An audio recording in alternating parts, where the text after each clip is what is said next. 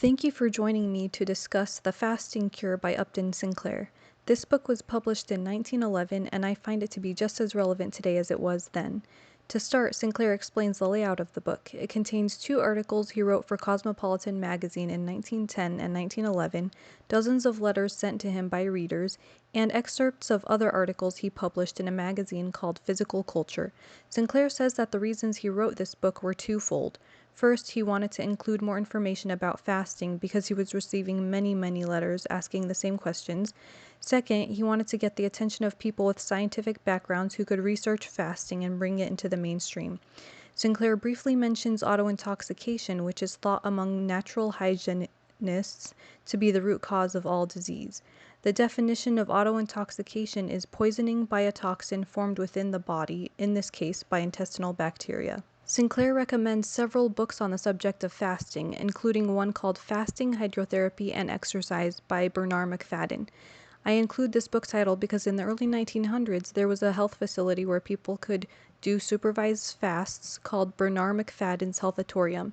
This McFadden fellow may have some wisdom from watching people's health improve from fasting, so I'll see if the book is available at soilandhealth.org or elsewhere. Now back to the book. Sinclair prefaces by saying that fasting is free and almost everyone is suffering from one or more health problems. Then he starts telling about his upbringing. Sinclair grew up eating regular meals and desserts every day until about age 20. At this time, he camped out for several months while writing his first novel. He would write for 16 to 18 hours a day, and all meals were prepared in a frying pan, so they weren't the most nutritious. Now, living a simple life while writing a book sounds absolutely romantic, but unfortunately Sinclair attributes overwork and poor food choices during this time to cause his health to start declining. Soon after, he developed chronic indigestion and constipation. He went to the doctor and got temporary relief from medication they gave him.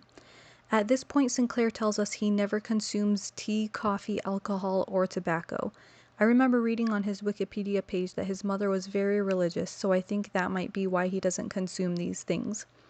Over the next few years, he starts getting headaches, frequent colds, and a major dental problem. I want to mention here that I came across a book or two about natural dental health that I may cover in the future. At this point, Sinclair feels unwell and is seemingly always on the brink of coming down with a cold. Being in such a poor state of health, he begins his journey to find the cure. The first source he finds is Horace Fletcher, an advocate of very thorough chewing and eating only as much as the body needs. While Sinclair learns a lot from Fletcher, his method just isn't for him because he continues craving unhealthy foods and eating too much. In 1907, to regain his health, Sinclair takes a year's vacation in Bermuda and the Adirondack Mountains of New York. He says that during this vacation he didn't work hard and he had no worries, and yet he says that his health was worse at the end of the vacation compared to before. You might be thinking that he spent the year lazing about, but that's not the case because he actually spent a lot of time doing recreational physical activities. Sometime after this, Sinclair happened to meet a woman who was apparently very healthy with seemingly boundless energy. After getting to know her, he found that she used to suffer from sciatica, chronic intestinal problems that had been diagnosed as intermittent peritonitis, and chronic catarrh with deafness. All of these problems caused her to be bedridden for 10 to 15 years. The cure for all these problems? An 8-day fast. No food, just water. She shared her knowledge of fasting with family and friends who were also cured of ailments like indigestion and rheumatism, aka inflammation. Sinclair wasted no time and began fasting himself. I don't know if he did enemas during his first fast, but he does state a couple of times in this book that he recommends a daily enema when fasting to prevent yourself from feeling unwell while your body heals itself.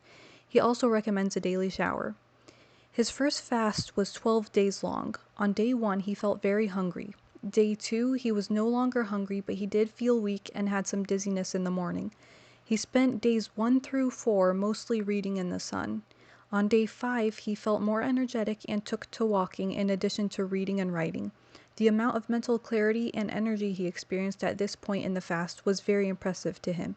Sinclair also tells us about his weight fluctuations throughout the fast.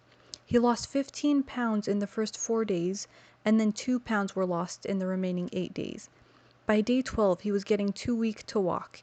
He was initially going to fast until his body gave him the signal to stop by way of feeling hungry, which would have been a complete fast. However, he didn't want to spend time laying in bed due to weakness, so he broke the fast on the 12th day even though he didn't feel particularly hungry. Now, Sinclair stresses that breaking a fast must be done properly or it can mess you up. To break his first fast, he drank the juice of a dozen oranges for the first 2 days. Then he followed a milk diet taught by Bernard McFadden. Sinclair says he gained 32 pounds in the 24 days after breaking fast. At this point, he describes great mental clarity and the desire to do vigorous exercise because of how energetic he felt. A while later, Sinclair fasted again for 8 days, which is how long it took for his hunger to naturally return. He broke this fast on oranges and nuts, which worked fine for him. After this second fast, his headaches, colds, and constipation were gone, and he noticed an increased energy level. After these fasts, Sinclair maintained a raw food diet, mostly nuts and fruits. He says he did well on this diet where his physical energy was concerned, but reading and writing for long periods seemed to take up too much energy for his body to digest raw foods. At this time, a friend referred him to Dr. Salisbury's method to curing all human ailments: broiled beef and hot water. Sinclair found that eating steak fixed his problem. I appreciate Sinclair's openness to try new things because at this point he had been a vegetarian for 3 or 4 years. I really recommend reading the book because he really thoughtfully weighs whether or not it's worth it to start eating meat again. And don't forget that he wrote the book The Jungle about the meatpacking industry and its maltreatment of immigrants. In the end, he is content with the decision to incorporate meat into his diet again, no problem. In the rest of the book, he tells us of people he knows that were cured of different ailments, and of course there are dozens of letters from readers that wrote in their positive experiences. At this point, I want to read a paragraph of the book that I found to be profound. Those who have made a study of the fast explain its miracles in the following way. Superfluous nutriment is taken into the system and ferments, and the body is filled with a greater quantity of poisonous matter than the organs of elimination can handle. The result is the clogging of these organs and of the blood vessels. Such is the meaning of headaches and rheumatism, arteriosclerosis, paralysis, apoplexy, Bright's disease, cirrhosis, etc. And by impairing the blood and lowering the vitality, this same condition prepares the system for infection, for colds or pneumonia or tuberculosis or any of the fevers. As soon as the fast begins and the first hunger has been withstood, the secretions cease, and the whole assimilative system, which takes so much of the energies of the body, goes out of business. The body then begins a sort of house cleaning, which must be helped by an enema and a bath daily, and above all by copious water drinking. The tongue becomes coated, the breath and the perspiration offensive, and this continues until the diseased matter has been entirely cast out, when the tongue clears and hunger reasserts itself in unmistakable form. I really like this book, and it has made me excited to read more books on the subject of naturopathy. The next book I'll be discussing is How and When to Be Your Own Doctor by Isabel Moser. I have read it twice before, but I am rereading it to regain the inspiration and knowledge it gives me each time. You can get this book in PDF format on soilandhealth.org or on the Amazon Kindle app for free. Thanks for listening, and see you next time.